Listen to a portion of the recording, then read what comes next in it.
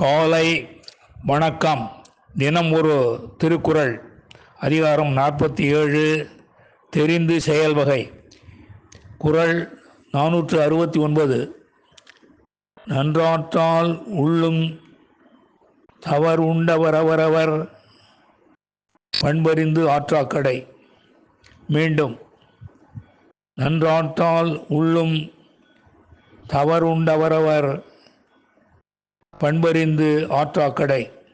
இதன் விளக்கம்: அவரவருடைய இயல்புகளை அறிந்து அதற்கு ஏற்றவாறு நடந்து கொள்ளாவிட்டால்